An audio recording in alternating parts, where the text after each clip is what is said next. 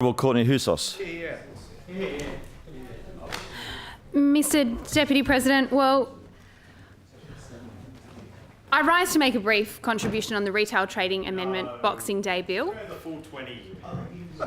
And Mr. Deputy President, I guess, well, here we are again. 2 years on, having the same debate about whether to allow our shops to open on Boxing Day. And Mr. Deputy President, 2 years ago it was a debate about values. We on this side of the House believe that we should stand up for some of the lowest paid workers in New South Wales and allow them to have 2 days off, 2 days with their families over Christmas to observe the religious holiday, to celebrate with their families, or perhaps just to relax. Because we on this side of the chamber believe that trading the other 360 and a half days of the year is enough. Because we on this side of the chamber promised to maintain these last 4.5, measly 4.5 days of public holidays for retail workers. We promised before the election, and we are keeping that promise here on the floor of the Parliament. But sadly, on that night, that side of the House won. So here we are, 2 years on, having the debate again. Only this time, the debate isn't just about values. Now it's been in place for 2 years and the results are in. In fact, we have 2 reviews to inform our debate this afternoon. The government commissioned the Allen Review in February 2017 to evaluate the experiences of coercion to open or work on Boxing Day 2015-16, any experiences of negative consequences, and any experiences or negative consequences as a result of choosing not to work or open on Boxing Day. The review collected data through written submissions, consultations with retailers and unions. They also received 517 letters from employees in the retail industry. In addition to this, the Shop, Distributive and Allied Employees Association also commissioned economic research and conducted an internal survey of its members on attitudes and experiences of this Boxing Day trade in 2015 and 16. And can I take this opportunity to congratulate Bernie Smith and Robert Tonkley from the SDA New South Wales branch and Barbara Niebart and David Bliss from the SDA Northern branch for their tireless advocacy for the retail, fast food and warehouse workers across New South Wales. During the last debate, the government argued that removing this last public holiday was vital to increasing the economic activity of the state of New South Wales. It seemed to argue that there was some magic money pot that could only be spent on Boxing Day. In response, we talked about a 2012 report in Victoria that showed where trading had periodically been allowed and disallowed on Easter Sunday, that there was no net increase in sales over the month as a result of trading being allowed.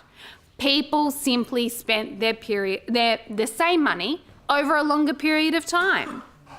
Now, we live in the era of big data, but apparently we don't have figures available showing specific data for Boxing Day trading. We do have the figures for retail spending in the month of December, and unsurprisingly, they show that retail sales didn't increase over this period. In fact, Mr. Deputy President, they decreased over the last 2 years.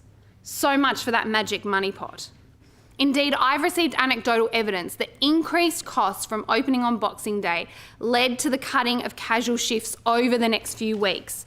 So not only are casual workers forced to work, they are then having their subsequent shifts cut. This is pure ideology over practicality. One issue that we repeatedly highlighted 2 years ago was the issue of workers being pressured to work. Even with limited Boxing Day trading in place, we allowed only in the CBD and certain tourist areas, 35% of SDA delegates and 65% of SDA members felt pressured to work. Shame. After trading was introduced on Boxing Day on 2015 and 16, the government's own review found that store managers and owners felt pressure to open on Boxing Day, and as a result, 1 in 5 employees felt pressured or coerced to work. The SDA's own internal survey found that figure to be as high as 40%. 4 in 10 workers were coerced to work on Boxing Day. In addition to this, retailers themselves, small business people, don't want to be working either. At least 10% felt pressured to work on Boxing Day despite not wanting to. Now, 2 years ago, amendments moved in this House by the Honourable Reverend Fred Nile were supposed to protect workers, prosecuting those who forced workers to work on Boxing Day. And how many people have been prosecuted under these provisions? Zero. Zero. Shame. Zero workers, despite 40% of workers, 10% of retailers. Not one person has been prosecuted under this legislation. Shame. Mr Deputy President, I am saddened that it seems this legislation will again pass through this House tonight. I appeal to those opposite. I appeal to those on the crossbench to consider how they would feel if they were being compelled to work on one of only 4.5 days that they have left guaranteed to spend with their family. Because, Mr Deputy President, if it's good for the goose, it's good for the gander. And it's not often that I'm congratulating the Greens, but I'll tell you what, if the retail... No, we're not. Yeah. If the retail workers of New South Wales... There goes the pre-selection. If the retail workers of New South Wales will be forced to be working, then we can be here advocating on their behalf. Now, Mr President and Mr Deputy President, I appreciate that I celebrate Christmas with my family, but not every family does. But every family has the right to merely 2 consecutive days to relax, to spend time together, to form cherished memories. There is but one Christmas. There is but one period in the year where they can spend this time together, and this government wants to take that away. For hundreds of years, the trend has been towards working fewer hours. There's no doubt that this was a fight that was led by the union movement, but there was a general acceptance in the community that there was more to life than just work. Academics at times pondered that we might soon be working only several hours a day. Now, since the 1980s, this trend has changed, and Australians now have some of the longest working hours in the OECD.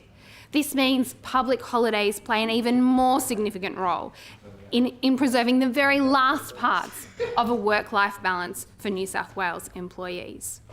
Mr Deputy President, if this legislation does pass this House tonight, I know that we will be debating this again in less than 2 years, because this next Saturday is 18 months until the next state election. I stood with many retail workers outside the Parliament yesterday who were appealing to this government to give them what they want for Christmas: 2 days off. And Mr Deputy President, they won't forget those who take them off. They won't forget those who take it away from them for good.